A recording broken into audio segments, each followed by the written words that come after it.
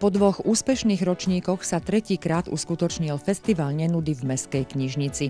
A opäť tu bolo plno, až 70 detí, pre ktorých zamestnanci knižnice, ale predovšetkým 13 dobrovoľníkov a rodičov pripravilo zaujímavý prvý deň prázdnin. Priestory, ktoré sme roky poznali ako družstevná búda pri kostolíku svätého Urbana, sa postupne premenili na pastoračné centrum svätého Urbana. V spolupráci s mestom Skalica ho vybudoval Skalický farský úrad a najmä farníci. V Zlatníckej doline sa uskutočnil H-triatlon Skalica, 5. podujatie seriálu pretekov pod spoločným názvom Hertl Sport Extreme Tour 2016. Na štart sa postavilo 38 triatlonistov, mužov i žien, ktorí mali pred sebou 1 kilometr plávania, 16 kilometrov horskej cyklistiky a na záver 6 kilometrov terénneho behu, pričom do cieľa ich prišlo 34. Víťazom sa stal Peter Herto mladší z Kompava H-triatlon. V rámci prázdninového artleta sa uskutočnili 2 podujatia. Najskôr si na nádvorí vínotéky deti mohli pozrieť rozprávku 3 prasiatka a vlk. A potom, premiérovo v Hajku, návštevníkov 2 hodiny zabávali členovia dychovej hudby Májovanka z Holíča. Na Skalickej radnici sa uskutočnilo podujatie so zaujímavým hosťom. Rómske advokačné a výskumné stredisko v spolupráci s mestom Skalica pripravilo odbornú diskusiu na tému komunitné organizovanie, možný nástroj pri riešení bezdomovectva s Waynom Richardom z Chicagskej organizácie pre bezdomovectvo, ktorý bol sám kedysi bezdomovcom. Už po 4. krát sa v Skalici uskutočnilo medzinárodné stretnutie remeselníkov, ktoré v spolupráci s mestom Skalica pripravilo občianske združenie Tradičné ľudové umelecké remeslá. 8 tímov z Moravy i Slovenska a medzi nimi aj zaujímavý výber bývalých i aktívnych slovenských hokejistov, vedený Tiborom Kutálkom, sa na skalickom hokejbalovom ihrisku zúčastnilo 9. ročníka memoriálu Michala Nemšovského, bývalého hokejbalistu, ktorý tragicky zahynul pri autonehode. Víťazom turnaja sa stali hráči Sudomieříc. Na výstave, ktorú na prázdniny pripravilo mesto Skalica v galérii u Františkánov, sa prezentoval aktívny člen Skalického klubu výtvarníkov a člen Združenia výtvarných umelcov západného Slovenska Miroslav Korčák. V rámci svojho životného jubilea autor pripravil reprezentatívny výber zo svojej bohatej tvorby za roky 1986 až 2016. Na Skalickom futbalovom štadióne s umelým povrchom oslávil 25. výročie založenia športový klub ŠK Outman Skalica. Nešlo tu o body, ale o to stretnúť bývalých spoluhráčov a kamarátov, pripomenúť si staré časy, osláviť výročie a zabaviť sa. Skalickí futbalisti úspešne zvládli svoju obnovenú premiéru v 2. lige Západ. V prvom kole nového súťažného ročníka doma porazili nováčika súťaže Svätý Jur 3-0. Prvý duel sezóny v úmornom teple sledovalo takmer 900 divákov.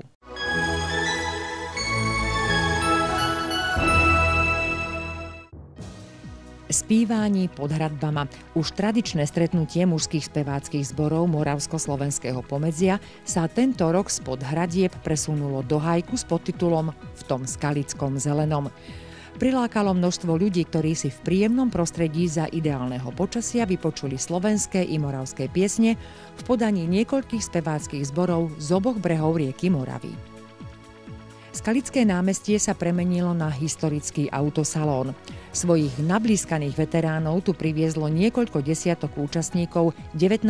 ročníka podujatia Trnavských 100 kilometrov, ktoré pripravil klub historických vozidiel Trnava. Asi najviac pozornosti pútal najstarší účastník podujatia, automobil z roku 1912 s čisto ženskou posádkou. Rozhodnutím výkonného výboru Slovenského zväzu ľadového hokeja sa klub HK Skalica stal riadnym členom Slovenského zväzu ľadového hokeja. Bol za tým bývalý vynikajúci brankár Miroslav Lipovský. Na slovenskej hokejovej mape pribudol nový klub, ktorý bol prihlásený do 2. najvyššej súťaže. Pred koncom prázdnin Mestská knižnica a okresný archív pripravili pre deti podujatie pod názvom Hravá história. Pracovníci oboch inštitúcií pripravili pre deti pestrý a zaujímavý program v knižnici i v archíve. pietným aktom kladenia vencov v Parku Oslobodenia, ktorý pripravilo mesto Skalica a miestna organizácia Slovenského zväzu protifašistických bojovníkov Skalica, sme si uctili 72. výročie Slovenského národného povstania. V Skalickom dome kultúry sa konal minifestival pri príležitosti 15. výročia trvania Medzinárodného blúzového festivalu Hudba v meste. Divákom sa predstavili muzikanti a speváci zo Slovenska, Poľska a Veľkej Británie. Skalický futbalový štadión sa stal dejiskom medzinárodného prípravného zápasu hráčov do 17 rokov Slovenska a Uzbekistanu. Diváci videli po jednom góle na každej strane.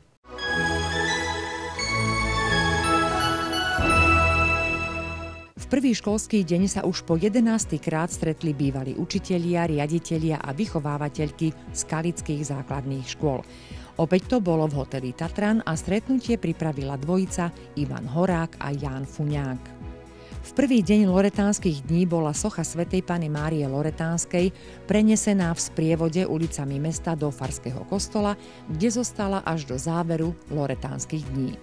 Na skalickom golfovom areáli sa uskutočnil turnaj majstrovstiev Slovenska mužov a žien na jamky. Prihlásených bolo 70 hráčov z celého Slovenska. 7. septembra sa pre nový klub HK Skalica začala prvá sezóna v prvej lige. V prvom zápase porazil Spišskú Novú Ves 4-1.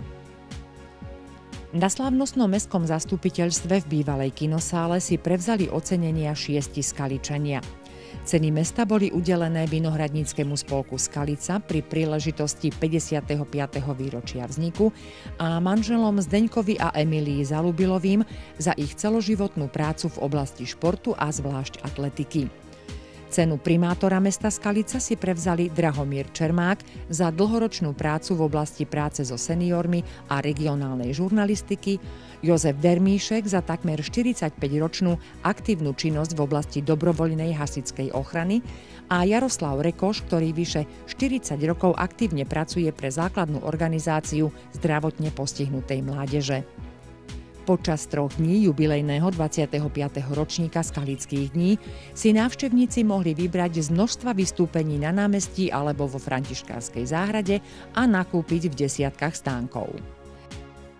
15. septembra 1901 sa v Skalici narodil Janko Blaho, jeden z najvýznamnejších rodákov, operný a operetný spevák, folklorista, národný umelec. Pri príležitosti 115. výročia jeho narodenia sa uskutočnil slávnostný koncert v Dome kultúry.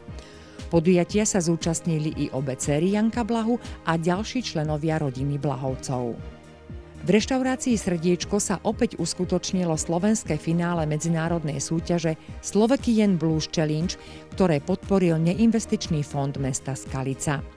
V súťaži 3 kapiel porota, v ktorej Skalicu zastupoval poslanec mestského zastupiteľstva Dušan Krivský, rozhodla, že na celoeurópsku prehliadku blúzových kapiel pôjde Skalicko-holícky Slovak Blues projekt, ktorého členmi sú Ľuboš Beňa, Paľo Hrnčirík a Barbora Černá.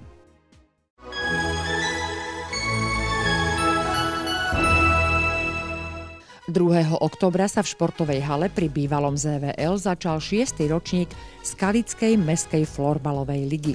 Úvod nového ročníka sa niesol v slávnostnej atmosfére. Symbolickým buli ho otvoril primátor Ľudovít Barát, ktorý dostal dres s ligovým logom s číslom 6, symbolizujúcim súťažný ročník. Pri príležitosti významného životného jubilea prijal primátor Ľudovít Barát v obradnej sieni radnice detskú lekárku doktorku Jarmilu Sosnovú. Druhýkrát v Skalici a celkovo 6. krát sa v jezuitskom kostole uskutočnil Medzinárodný festival sakrálnej zborovej tvorby. Návštevníkom sa predstavili 2 zbory z Česka, po jednom z Poľska a Maďarska. Slovensko zastupovala Senická kantiléna. Vo Františkánskej záhrade sa uskutočnil benefičný koncert na podporu života zvierat v útulku. Vyzbierané peniaze z dobrovoľného vstupného putovali do skalického útulku. Miestny klub Slovenského Orla pripravil v Dome kultúry 2 koncerty k novému CD skupiny Frediáci pod názvom Spojme svoje srdcia. Oddelenie sociálnej starostlivosti a zdravotníctva Mestského úradu Skalica a Mestské centrum sociálnych služieb pre seniorov prijalo 80, 85, 90 a viacročných jubilantov na tradičnom prijatí na radnici. Najstaršou jubilantkou bola 96-ročná Mária Bíliková. V rámci týždňa proti rakovine sa uskutočnil tradičný jablčkový beh na letnom štadióne, ktorý pripravil klub Lídia Skalica spolu s dobrovoľníkmi. V tento deň prišlo na letný štadión rekordných 275 bežcov. Rozdaných bolo 80 kg jablk, ďalších 70 dobrovoľníci rozdali v uliciach mesta. Pedagógovia 1. stupňa základnej školy Strážnická pripravili pre žiakov beh pre zdravie na dopravnom ihrisku. V zrekonštruovaných priestoroch Mestského centra sociálnych služieb Štýbor sa stretli predstavitelia všetkých organizácií, ktoré tu sídlia a ďalší pozvaní hostia. Užívateľom a návštevníkom tohto zariadenia sa zvýšil komfort nielen vo vnútorných priestoroch, ale i na vynovenom nádvorí, kde sa konala oficiálna časť podujatia. Koncertná sieň františkanského kláštora bola dejiskom stretnutia Jozefa Banáša s čitateľmi a záujemcami o jeho tvorbu. Niekdajší diplomat a politik, aktuálne jeden z najvýznamnejších, najčítanejších a najprekladanejších slovenských spisovateľov a dramatikov súčasnosti, predstavil svoju tvorbu a odpovedal na otázky návštevníkov. V Záhorskom múzeu otvorili retrospektívnu výstavu mapujúcu naše mesto v rokoch 1950 až 1980 prostredníctvom fotografií 3 fotografov: Friedricha Leopolda Slatinského, Jána Pardubského a Františka Tomíka. Už po 7-krát sa uskutočnilo podujatie Deň otvorených búd, ktoré pripravilo občianske združenie Vína cesta Záhorie. Zúčastnilo sa ho rekordných 1900 návštevníkov. V zariadení pre seniorov sa uskutočnil 3. ročník nesúťažnej prehliadky seniorských speváckych skupín. Pred klientmi zariadenia sa postupne predstavili seniori zo zariadení sociálnych služieb v Ivánke pri Dunaji, v Uníne, Kbeloch a domáci súbor Rozmarín. Predstavitelia miest a obcí Moravsko-Slovenského pomedzia sa stretli v malej zasadačke Skalickej radnice pri príležitosti výročia vzniku Československej republiky. V parku Skalickej nemocnice položili vence k pamätníku významného skalického rodáka, doktora Pavla Blaha, na uctenie si jeho významného podielu pri vzniku Československej republiky. Tierchovská muzika Sokolie v roku 2016 oslávila 20. výročie svojho vzniku. Pri tejto príležitosti sa v Dome kultúry uskutočnil slávnostný program.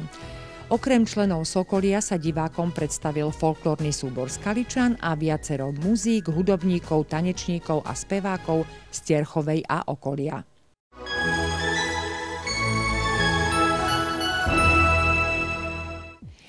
Novembra 1918 prišla do Skalice dočasná vláda pre Slovensko a naše mesto sa tak na niekoľko dní stalo de facto hlavným mestom Slovenska. Túto udalosť a jeden z najvýznamnejších dátumov v novodobých dejinách Skalice si mesto Skalica uctilo pietným aktom. Skalický dom kultúry sa stal dejiskom finálového večera súťaže Miss Záhoria. Svoje želiesko v ohni mala i Skalica v osobe Kristíny Mišovej. Tá sa nakoniec stala druhou vicemiss. Členovia Skalickej jednoty dôchodcov si spolu s primátorom Ľudovítom Barátom uctili pamiatku obetí v prvej svetovej vojne. Bolo to pri príležitosti Medzinárodného dňa vojnových veteránov. 11.11. o 11. hodine a 11. minúte sa každý rok symbolicky začína tradičné jesenné podujatie pod názvom Svetomartinské ochutnávanie mladých vín. Už 5-krát ho pripravili členovia Vinohradníckeho spolku Skalica na tradičnom mieste na Potočnej ulici. 19. novembra sa uzavrela jesenná časť druhej najvyššej futbalovej súťaže. Skaličania sa stretli s Martinom, ktorí porazili 3-1. Jarná časť súťaže sa rozbehne 4. marca. Už 5-krát bola pri príležitosti Európskeho týždňa boja proti drogám pripravená výstava pod názvom Rodina bez cigariet. Výstava víťazných prác bola inštalovaná v Skalickom zábavno-obchodnom centre Max. Na základe výsledkov výberového konania sa novou riaditeľkou základnej školy Strážnická stala Eva Hanzalíková, ktorá doteraz pôsobila vo funkcii poverenej riaditeľky. Skôr než sa začal zápas 24. kola medzi Skalicou a Prešovom, moderátor predstavil myšlienku skalickej kabíny, benefíciu na podporu onkologického oddelenia Skalickej nemocnice. Jej súčasťou bola zbierka do pokladničiek, príspevky hráčov a následná dražba dresov. 13. katarínskeho ochutnávania a posvetenia mladých vín sa v Dome kultúry zúčastnilo viacero pozvaných hostí. Červený rubín z dielne skalického vinárstva Kopeček požehnali obaja skalickí duchovní Roman Stachovič a Peter Švehla. V parku pri Mestskej knižnici sa uskutočnilo posvetenie adventných vencov a rozsvietenie prvej adventnej sviece na Mestskom adventnom venci. 28.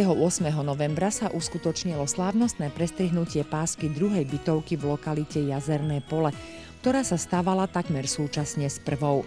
Je v nej 22 bytov, ktoré by už v tomto čase na prelome rokov mali byť obsadené.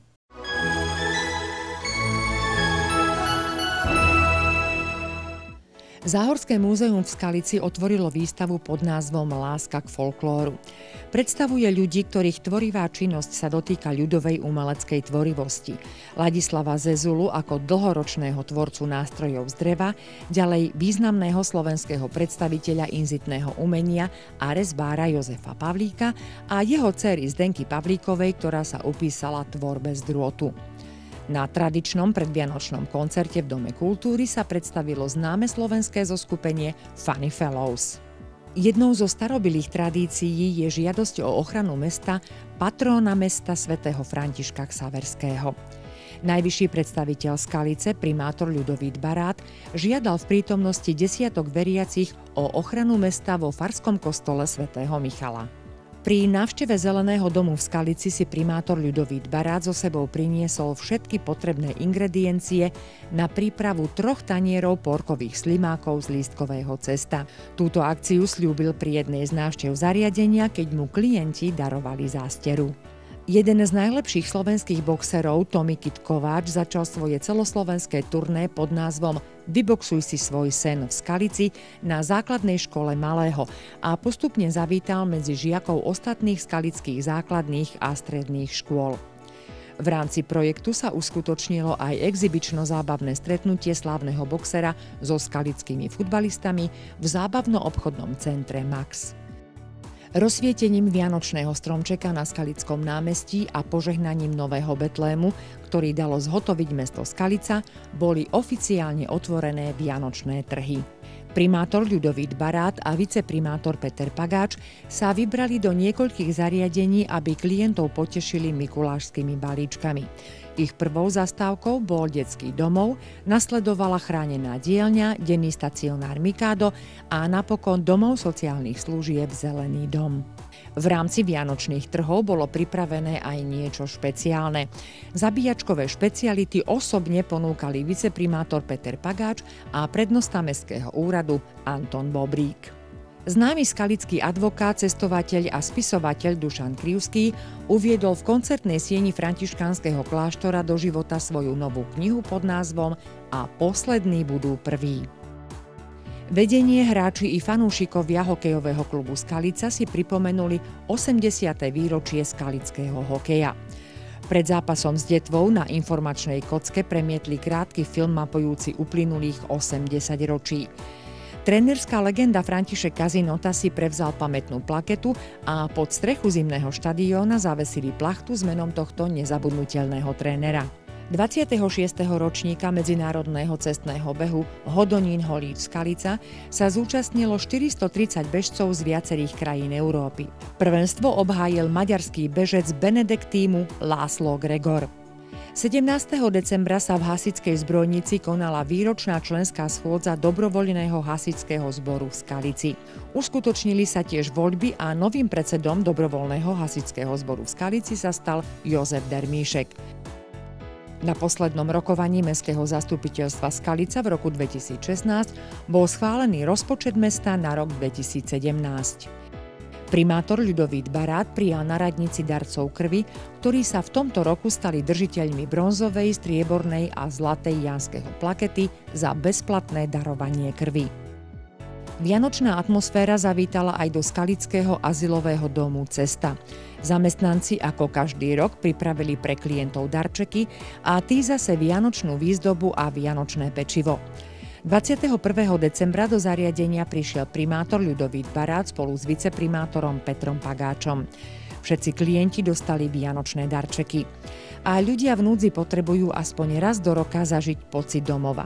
Výzdoba, vianočný stromček, koláče. Aspoň čiastočne sa im to splnilo. Poslednou aktivitou mesta Skalica v roku 2016 bolo uvedenie 2 nových autobusov mestskej hromadnej